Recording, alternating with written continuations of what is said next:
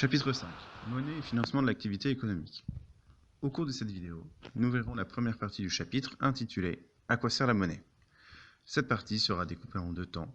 Nous verrons dans un premier temps les différentes formes de la monnaie et la masse monétaire. Dans cette même partie, nous étudierons l'évolution des formes de la monnaie ainsi que la masse monétaire. Dans une deuxième partie, nous étudierons les grandes fonctions de la monnaie.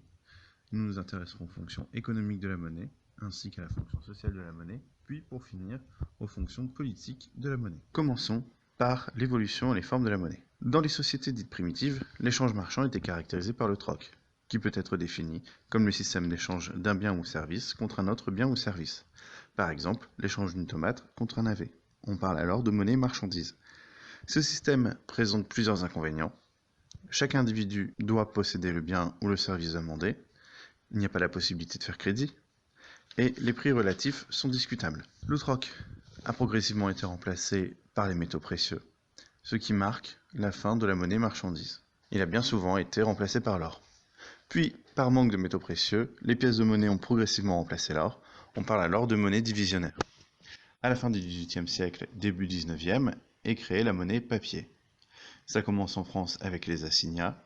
Les assignats étaient les ancêtres des billets de banque, qui représentaient une promesse de dette. Ensuite sont apparus les billets de banque. On appelle cette monnaie la monnaie fiduciaire, qui vient du latin fiducia, qui veut dire confiance. En effet, la valeur du billet repose sur la confiance. Puis, progressivement, la mise en place de la monnaie scripturale, qui correspond à un jeu d'écriture sur des comptes, il se fait par l'intermédiaire des chèques, des virements ou des paiements par carte bleue. Maintenant, nous allons définir le terme de masse monétaire, qui peut être vu comme la quantité de monnaie en circulation entre les agents non financiers. Dans la comptabilité nationale, la masse monétaire est divisée en trois catégories, de la plus liquide vers la moins liquide, M1 qui est composé des pièces et billets, M2 qui correspond à M1 plus les comptes sur livret, M3 qui correspond au placement à terme, plus les pièces et billets plus M2. M1 représente en 1960 1,2% de la masse monétaire contre 0,2 de nos jours. En 1960, M2 représentait 41% de la masse monétaire, contre 4,8% de nos jours, et M3 représentait 58,7% en 60, contre 95% de nos jours. Dans cette seconde partie, nous allons nous intéresser aux différentes fonctions de la monnaie. Commençons par les fonctions économiques. La monnaie est un intermédiaire des échanges. En effet, elle permet de réaliser un échange marchand entre deux agents économiques. Elle est une unité de compte, ce qui permet de mesurer les prix, et elle est réserve de valeur. Il est possible de l'épargner. Cependant, il faut faire attention à ne pas confondre épargne et thésaurisation.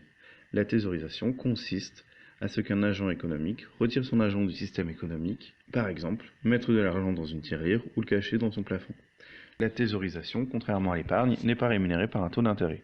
La monnaie possède une fonction sociale, elle représente une institution sociale, elle permet de pacifier les rapports sociaux entre les individus. La monnaie permet de substituer l'échange au vol, par exemple. Elle est une composante du lien social, elle repose en premier lieu sur la confiance.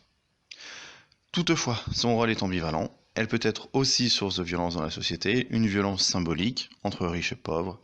Et pour finir, la monnaie est dotée d'une fonction politique, elle permet l'unité d'un territoire. Dans tous les États des États-Unis, la population utilise des dollars, elle confère un sentiment d'appartenance à la population, et elle est moyen d'expression d'une nation au niveau international. Voilà pour cette première partie.